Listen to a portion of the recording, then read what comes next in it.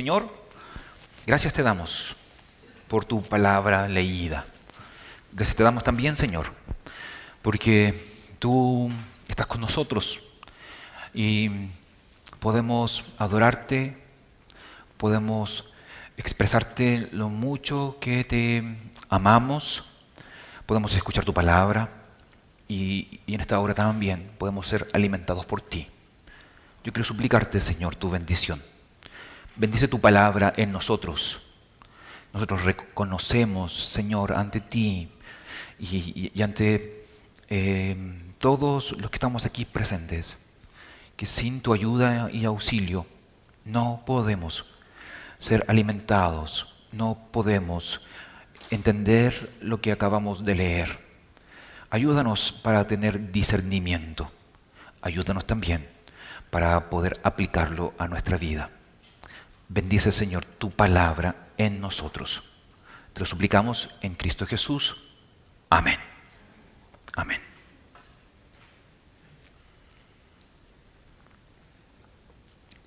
Quisiera yo comenzar con un comentario en relación a cómo nosotros aprendemos algunas cosas. Hay muchas personas que aprenden cosas, costumbres, la manera incluso en que nos expresamos a través de la imitación o la relación. Nosotros nos relacionamos y somos buenos observadores. Y muchas cosas de las que hoy nosotros practicamos, en cierto sentido, se debe a nuestros maestros, partiendo obviamente por nuestros padres. Los hijos, en ese sentido, son un ejemplo de cómo ellos nos imitan. Aquellos que tienen hijos se darán cuenta de eso. Aquellos que son padres, obviamente, lo observarán aún más. Hay muchas formas en las que los hijos se comportan debido a que primero lo han visto en sus padres.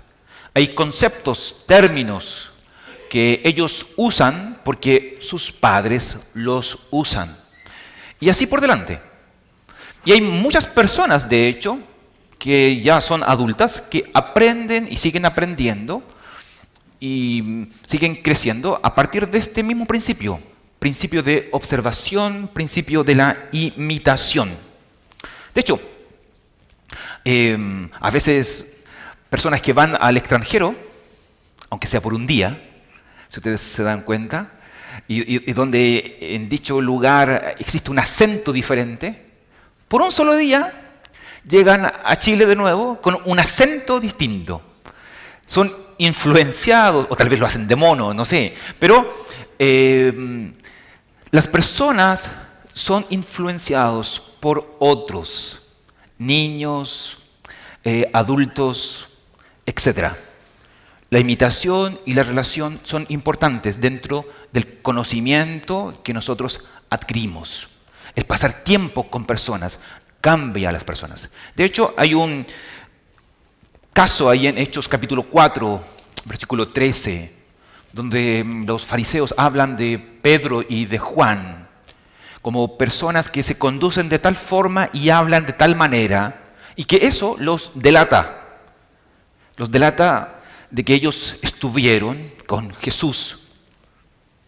La imitación y la relación genera rasgos en nosotros. Y hay un proverbio, digámoslo así, turco, que dice algo así como que el hombre es para el hombre un espejo. Entonces, si tú examinas tu vida, probablemente hay muchos rasgos, cualidades, características, formas que no nacieron contigo, aprendiste, imitaste y así por delante. Nosotros estamos aquí en una serie de Primera de Juan y nuestro propósito con esta serie de Primera de Juan es poder aprender a vivir como Jesús vivió. Y nosotros hemos dicho de que la forma de poder hacer eso es viviendo una vida santa. Y la vez pasada, no la semana pasada porque la semana pasada estuvimos en escuela dominical, sino la anterior, nosotros estuvimos mirando los primeros versos, los primeros 4 versos de Primera de Juan, capítulo 1. Y estuvimos observando de que la manera de que nosotros podamos vivir como Cristo vivió involucra un factor. Y ese factor es que Cristo se revele a nosotros. Cristo se revele para que podamos nosotros imitarle. Y en esa ocasión comentamos de que así fue. Cristo se reveló. Y Él lo hizo a partir de estos 4 o 3 hechos que ustedes encuentran allí en estos primeros 4 versos. Él se reveló a través del Evangelio, ese Evangelio que fue manifestado desde un principio y que es el verbo de vida. Él se reveló también a través de esta doctrina que nosotros llamamos la encarnación, donde los discípulos hablaban de lo que habían escuchado, de lo que habían visto, de lo que habían observado y habían tocado con sus manos, la encarnación. Pero también este Cristo se reveló a través del testimonio y la gran comisión apostólica. Eso era lo que ellos estaban anunciando. Entonces, nosotros pudimos observar un poco acerca de eso en ese momento. Pero hoy nosotros queremos dar un paso más. Y queremos mirar ahora estos versos que están aquí, de los versículos 5 al versículo 7. Y queremos seguir entendiendo cómo podemos vivir como Cristo vivió. Y vamos a mirar por lo menos 3 cositas que yo quisiera destacar en estos versos, donde una vida santa, digámoslo así, comienza, versículo 5, con Dios, se desarrolla, versículo 6, evaluando nuestro andar, es decir, si vivimos en luz o en tinieblas, y por último, siendo capacitados para poder llevar dicha vida a través de la cruz, verso 7. Entonces, yo quiero que nos concentremos hoy día en estos versos, versículos 5 al verso 7, y enfaticemos esta idea de que no podemos cambiar nuestra forma de vivir, ni podemos vivir como Cristo vivió, a menos que podamos, en primer lugar, mirar hacia Dios. Yo quiero que ustedes puedan observar eso allí, en el versículo 6. Miren ustedes, versículo 6, por favor, de Primera de Juan, capítulo 1. Vivir como Cristo vivió comienza, en primer lugar, con Dios. Dice el versículo 6 así: este es el mensaje que hemos oído de Él y que les anunciamos. Dios es luz y en Él no hay ninguna oscuridad. Y allí, versículo 6. Gran parte, ¿saben ustedes?, de nuestros problemas en la actualidad, espirituales, matrimoniales, personales, tiene que ver con la comprensión que nosotros tenemos acerca de Dios. A veces damos por hecho de que conocemos a Dios, simplemente porque somos capaces de poder explicar, digámoslo así, algunas de sus perfecciones. Decimos, Dios es santo, Dios es omnipotente, Dios es soberano, es la frase preferida de los presbiterianos, y así por delante. Pero, ¿qué es conocer a Dios? Conocer a Dios pareciera que para nosotros tiene relación con algo cognitivo, algo intelectual. Pero ¿saben? No es así. Conocer a Dios es más que eso. Es más que un concepto. Conocer a Dios involucra comunión. involucra relación, involucra un encuentro con Él. Y necesitamos entender eso, porque Evangelio no es una filosofía que aprendemos y que luego olvidamos. Evangelio es una persona, es Cristo, es Dios. Y en ese sentido, cuando ustedes van al Evangelio en busca de Dios, el principio que ustedes pueden encontrar en un sentido general en los Evangelios es este. ¿Quieres tú conocer a Dios? Olvídate de ti mismo y contempla a Dios. No busques a Dios por un tema de necesidad o de cómo autosatisfacerte. Concéntrate en Dios y no en ti. Muchas sectas y religiones falsas hoy son populares y exitosas porque comienzan a partir de las necesidades del hombre y dejan a Dios de lado. Muchas religiones que llenan sus templos tienen ese principio, ese modus operandi. Pero Evangelio no es así. Evangelio no fue manifestado para satisfacer nuestras necesidades. Dios no se reveló para satisfacer nuestras necesidades. Dios se reveló para manifestar su gloria. Y la forma en que ustedes y yo podemos conocerle no es examinando nuestro corazón, no es mirando cuáles son nuestras necesidades, sino examinando las Escrituras. Así es como comienza Juan diciéndonos: este es el mensaje que hemos oído. ¿Noten ustedes cómo él comienza? Dios es luz. Allí está. ¿Quieres tú conocer a Dios? ¿Quieres tú imitarle? Aquí está, en su palabra. Una revelación bíblica, histórica, cristocéntrica.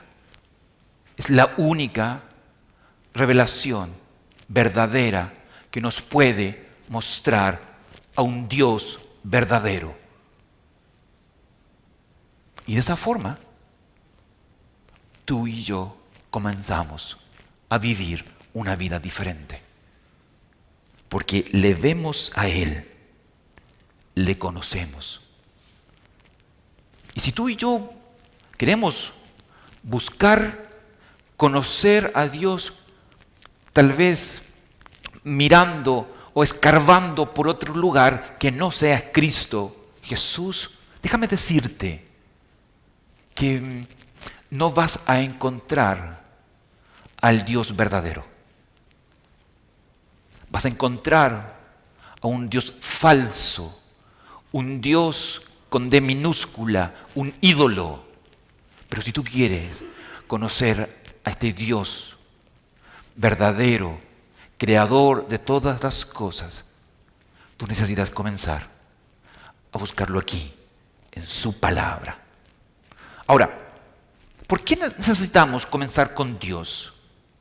Y no solamente por qué necesitamos comenzar con Dios, sino por qué necesitamos comenzar por Dios y su carácter. Porque este concepto de Dios es luz es más que simplemente una lámpara en medio de la oscuridad. Juan está hablándonos del carácter de Dios. Ya él ha dicho varias cosas acerca de Dios en el Evangelio. Pero de alguna manera, Juan define a Dios de tres formas. Uno, en Juan 4, Dios es espíritu. Dos, en Juan, la primera carta de Juan, capítulo 1, Dios es luz. Y al terminar esta carta dirá, Dios es amor. ¿Por qué necesitamos conocer a Dios? Yo quisiera darte 5 razones breves, simplemente, para que tú observes cuán importante es empezar por Dios. Primero, tú y yo necesitamos conocer a este Dios y su carácter, porque solamente a través de este conocimiento, todo lo que es real con respecto a Dios es certero y es cierto. Hoy, muchos, al pensar en Dios y al vivir ante Dios, viven vidas en las que contemplan a un Dios casi en pañales. Minimizan a Dios, lo describen de una forma que pareciera que estuvieran describiendo a Papá Noel o al viejito Pascuero. Hablan de un Dios débil que no cumple con sus propósitos. Hablan de un Dios que hace el mal y así por delante. Pero cuando tú y yo comenzamos por Dios y este carácter santo, como se nos presenta aquí en Primera de Juan, nuestra vida debería cambiar. Y nosotros no solamente deberíamos en ese sentido tomar en serio a Dios, sino también la forma en que nosotros estamos viviendo, las decisiones que estamos asumiendo, el comportamiento que estamos llevando a cabo día tras día. La realidad de Dios transforma todas las realidades. Por eso es importante empezar por Dios. Porque su verdad, su carácter transforma nuestra vida.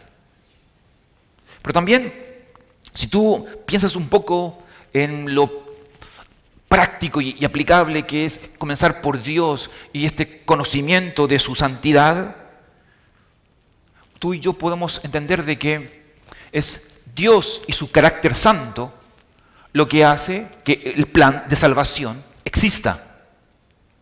Es su santidad lo que trae a existencia la cruz. Un Dios santo que no puede soportar el pecado. Esa es la razón de por qué Cristo tiene que venir a este mundo a morir en una cruz. Dios es santo y no puede soportar el pecado. Y en la medida en que tú y yo entendamos eso, entonces anhelaremos más santidad. Desearemos vivir de una forma más santa y entenderemos también el plan de Dios.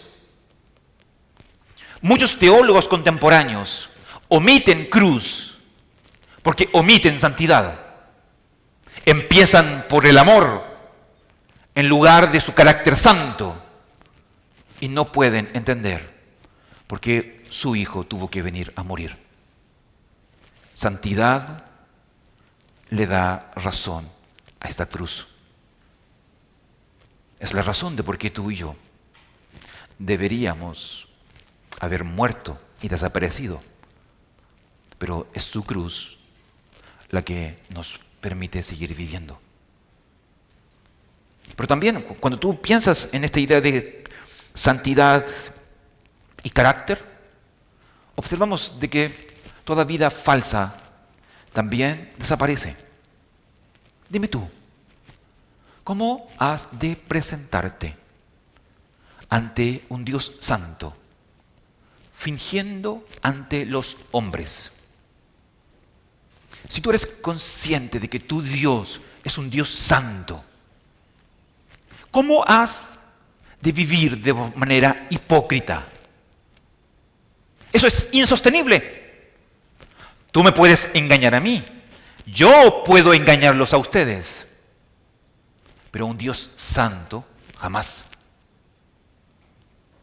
¿No crees que deberíamos nosotros apoderarnos de ese temor de los antiguos, cuando solamente ellos pronunciaban el nombre de Dios y entendían de que estaban ante su santidad y que no podían permanecer allí presentes? ¿Recuerdan ustedes a un ¿Recuerdan ustedes a un Isaías? ¿Recuerdan ustedes a un Pedro allí ante Jesús diciendo esas palabras? Apártate de mí, Señor, no soy digno. Su carácter santo hace que nuestra manera falsa de vivir tenga que cambiar. La hipocresía no se lleva con su santidad. Y por esa razón es que es importante examinarnos. Es importante examinarnos. Y así, ese carácter santo de Dios nos ayuda para un montón de otras cosas. Si tú entiendes que Dios es santo, cuidarás en culparlo a Él de algunos acontecimientos que pueden ser desfavorables para ti. Si tú entiendes que Dios es santo, tendrás cuidado en la manera crítica en que tú te refieres a Él. Si tú entiendes que Dios es santo, interpretarás los acontecimientos de una manera diferente, etcétera, etcétera, etcétera. La manera en que nosotros conocemos y entendemos a Dios cambia nuestra forma de vivir. Por eso, tú y yo necesitamos comenzar por Dios. Y eso es lo que hace Juan. ¿Queremos vivir como Jesús vivió? Comencemos por Dios. Examinemos su carácter, pero no según nuestra imaginación o los libros de teología, que de hecho son buenos, sino según este mensaje que nosotros hemos recibido y que nos habla de Él. ¿Bien? Vemos una segunda cosa en el texto. No solamente necesitamos intentar vivir como Cristo vivió, mirar a Dios y su carácter santo. También precisamos mirarnos a nosotros. Miren ustedes versículo 6. Allí el versículo 6 dice lo siguiente. Quiero que por favor ustedes lo tengan y lo lean conmigo, ¿ya? Para que no se queden ahí dormidos o distraídos. Si tienen ahí el versículo 6, en NBI, lean por favor junto conmigo este texto. 2, 3. Si afirmamos que tenemos comunión con Él, pero vivimos en la oscuridad, mentimos. Amén. ¿Notan ustedes que el efecto de la luz no solo nos sirve para poder ver, sino que nos capacita para poder andar? Cuando somos reflejados por la luz, no solamente tú y yo tenemos una visión clara de lo que está pasando a nuestro alrededor, sino que esa luz también nos permite conocer la verdad, practicar la verdad. Y la comunión es algo que, según este pasaje, se lleva a cabo a través de dos personas. Y ahí hay un concepto muy interesante en el Antiguo Testamento acerca de este concepto de comunión, luz, Dios, hombre, andar. Si ustedes recuerdan allí Génesis capítulo 5, verso 22, hay un personaje muy interesante que es Enoc. Él anduvo con Dios. Y ese andar con Dios no significa que salió a dar una vuelta al jardín y, no sé, tuvo un paseo con Dios. Andar habla de una conducta, de un estilo de vida, una forma de vivir. Según Juan, este concepto andar tiene que ver con una conducta moral, donde se nos presentan dos formas de vivir. Andar en las tinieblas, andar en la luz, como diría posteriormente el verso 7. Y es importante resaltar eso, Porque las personas con las que está lidiando Juan, que son los gnósticos, ellos consideran de que el pecado no es algo real para ellos, porque tiene que ver con lo material. Y como ellos enfatizan el conocimiento, todos aquellos actos pecaminosos, de alguna forma a ellos, a los gnósticos, les resbala. Yo ya les hablé acerca de eso. Si recuerdan, o si no lo recuerdan, pueden ver el video anterior que está en YouTube. Pero para Juan es importante subrayar de que la vida cristiana no es simplemente conocimiento. Involucra conducta moral, involucra una conducta intachable,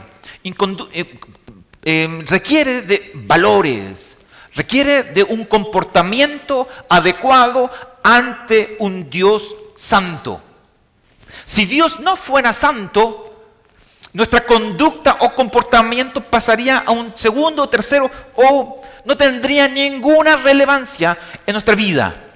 Pero nuevamente, si ustedes y yo entendemos que vivimos ante un Dios santo, no solamente lo que decimos, sino también la forma en que vivimos es importante. El cristianismo tiene principios morales y es importante subrayarlo.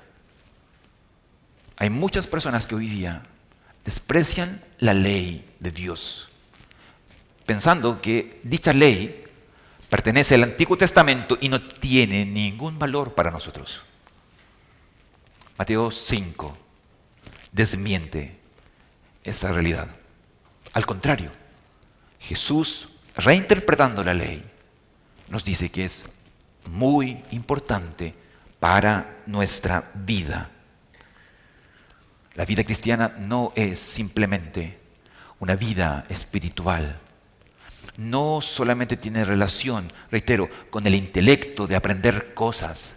Tiene que ver también con hábitos, con maneras en las que vivimos. Y es importante, hermanos míos, que ustedes no separen carne, cuerpo con espíritu. Porque para Dios ambas cosas son lo mismo. Nuestra espiritualidad no es algo que se vive en el mundo de las ideas. Nuestra espiritualidad es algo que se vive aquí y ahora. Tú eres un hombre, una mujer espiritual en tu casa, llevando a cabo tus tareas. Tú eres un hombre, una mujer espiritual en tu oficina, siendo un constructor, siendo una secretaria, siendo un doctor, un maestro de obras, lo que sea. Espiritualidad no es algo que pertenece a un día, es algo que tú llevas toda la vida. Espiritualidad, moral, piedad, es algo que debiera caracterizar al cristiano, al creyente. Y aquí Juan está lidiando con algo que no es muy popular: pecado. Hoy día la gente se ofende cuando se habla del pecado, cuando se les trata como pecadores. Consideran de que ese concepto arruina la psicología de su vida, los atormenta. Pero el pecado es parte de las verdades fundamentales de la espiritualidad. Y tú y yo necesitamos entender eso. Pero necesitamos entender, en relación al concepto que aquí se trabaja, algo que no deberíamos nosotros pasar por alto. Andar en tinieblas no es pecar de vez en cuando. Andar en tinieblas no se refiere a actos concretos en este pasaje. Andar en tinieblas significa vivir en el reino de las tinieblas, en una atmósfera gobernada por Satanás, Y todo creyente no debería vivir de esa forma. Aquí Juan está lidiando con una vida, digámoslo así, de doble estándar. Ellos piensan, según Juan, que tienen comunión con Dios, pero andan o viven en un reino aparte de Dios. Noten ustedes, qué complejo es eso. Hay personas que al parecer pueden pensar así. Creen tener comunión con Dios. Creen poder relacionarse bien con Dios, que sus oraciones son escuchadas. Pero verdaderamente pueden estar muy lejos, muy perdidos. Por eso es importante examinar nuestras vidas. ¿Cómo andamos? Y con esto no quiero decir, reitero, la forma en que tú caminas, sino cómo estás viviendo. ¿A qué reino perteneces? La forma en que tú vives definirá el reino en el que tú vives. Reitero, andar en tinieblas no es que me escapé un ratito a Egipto y luego regresé. Andar en tinieblas aquí significa ser gobernado por Satanás. Y esa es la realidad de todos aquellos que no creen en Jesús. De todos aquellos que no son creyentes. Y eso tú y yo deberíamos examinarlo. ¿Por qué? Por el peligro que nos presenta Juan. Porque personas no creyentes que viven en otro reino pueden creer que tienen comunión con Dios. Y eso es falso. Por eso, ¿se dan cuenta? Es necesario conocer a Dios y su carácter. Por eso es necesario examinar nuestra forma de vivir. Porque podemos dar por hecho algo que no es real. Y podemos de esa forma perdernos. Siendo engañados toda nuestra vida de una realidad que no existe. Por eso Juan dice, no solamente piensa en Dios, examina tu vida, cómo andas. Y el cristiano debe andar en luz. Eso es lo que ustedes pueden observar por último en el verso 7. Miren por favor el versículo 7. Pero si vivimos en la luz, así como Él está en luz, tenemos comunión unos con otros. Y la sangre de su Hijo Jesucristo nos limpia de todo pecado. Andar en luz describe una vida honesta, ¿ya? Una vida en la que no hay nada que ocultar, ni tenemos el deseo de ocultar nada. Nosotros deseamos que la luz nos impacte y llegue a los rincones más profundos de nuestra vida. Los no creyentes no desean eso. Juan 3 da testimonio de eso. El que no ama la luz se aleja de la luz. Pero el creyente anda en la luz. Vive en comunión con Dios. El no cristiano se caracteriza por su camino de tinieblas. Pero el cristiano es el que anda en la luz. Y aquí, ustedes y yo debemos entender este andar en la luz, tal como lo entendíamos en relación a ese andar en tinieblas. No tiene que ver con un acto o simplemente con una acción de caridad. Andar en la luz es vivir en otro reino. en el reino de Cristo, en el reino de Dios. Y en ese sentido es importante subrayar algunas ideas acá.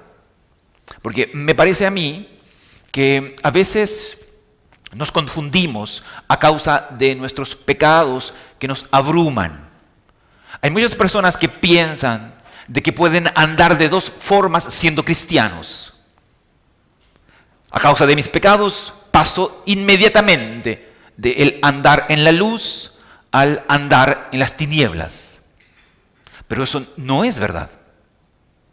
Ustedes y yo no andamos en dos caminos, ni somos parte de dos reinos. Solamente un reino es el que nos define.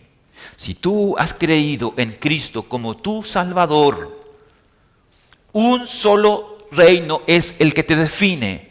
Tienes un solo Señor, y ese Señor es Cristo, nuestro Salvador. Andar en la luz, según este pasaje, por muy débil que tú puedas ser, incluso aun cuando peques, tu vida no entra y sale del reino de Dios. Si tú eres un creyente, tu vida está marcado por un solo reino, el reino de la luz. Y cuando tú y yo pecamos, a pesar de eso, lo que nos mantiene en dicho reino es la sangre de Jesús, que nos limpia de todo pecado. Nota tú que este andar en la luz no es algo que tiene que ver con tus esfuerzos, o con tu moral, o con tu capacidad de poder reírte en la cara de Satanás. Este andar en la luz depende exclusivamente de Cristo, nuestro Salvador. Gracias a que Él derramó su sangre, es que tú y yo estamos limpios de nuestros pecados. Y es importante que tú subrayes eso. Porque en muchas ocasiones tu pecado te dirá, mi pecado me dirá que yo no pertenezco al reino de Dios, aun cuando crea en Cristo como mi Salvador. Pero eso es una mentira, Satanás. Si tú has creído en Cristo como tu Salvador, Cristo te limpia de todo pecado. Es Cristo quien define lo que tú eres, dónde estás. Es su sangre la que te mantiene en su reino. Por esa razón es que nosotros no creemos que un creyente pierde su salvación. No porque el creyente es diferente a los demás, o porque es mejor, o porque tiene mayores capacidades. Es Cristo quien nos sostiene en este reino de la luz y no permite que caigamos de su gracia. Es Cristo, es su sangre. Perdón por ser aquí un poquito técnico, pero el concepto limpiar en el original es un concepto que está en un tiempo presente. ¿Y qué significa eso para nosotros? Que Cristo está limpiándonos constantemente de nuestros pecados. Pero no solamente nos limpia, Él borra nuestros pecados. Por esa razón es que los reformadores decían que tú y yo, a pesar de ser pecadores, simultáneamente somos justos. Por eso, no solamente necesitamos conocer a Dios. Por eso, no solamente necesitamos examinar nuestro comportamiento, nuestro andar. Necesitamos de su cruz. Porque es esa cruz la que nos sostiene en su reino. Tú y yo no necesitamos, cada vez que pecamos, volver al Calvario. El Calvario va con nosotros siempre. El cristiano no retrocede, el cristiano avanza. Y el Calvario, la cruz, va con Él todo el tiempo, porque es Cristo quien nos limpia de todo pecado.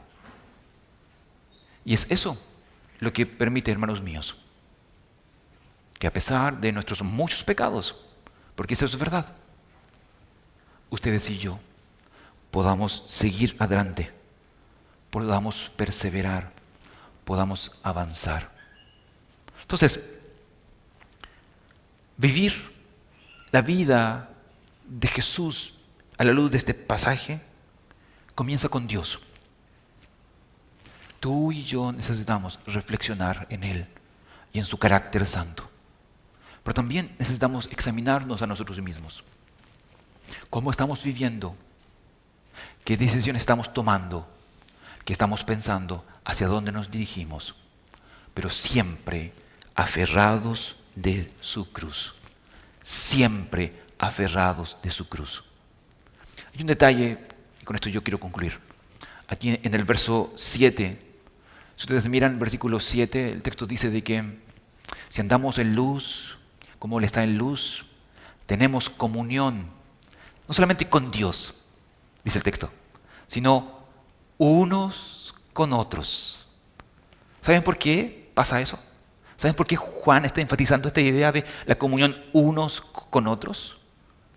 Porque los herejes del tiempo de Juan creían de que existía una clase de espiritualidad superior y que producía una clase de élite espiritual que eran los únicos que podían vivir y andar en la luz. De hecho, el concepto de luz es muy característico de este mundo agnóstico del conocimiento, de la iluminación, y que generaba división entre las personas. Había una élite superior, habían creyentes de segunda clase. Juan dice, no es así. No importa quién tú seas, no importa si eres un presbítero, un oficial o un recién convertido, tú y yo somos iguales ante el Dios. Tú y yo andamos en la luz.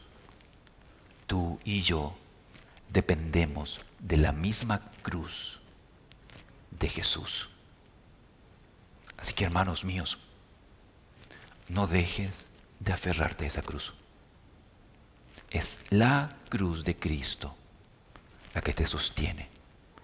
Y esa misma cruz es la que me sostiene a mí todo el tiempo y a todos sus hijos y a sus siervos.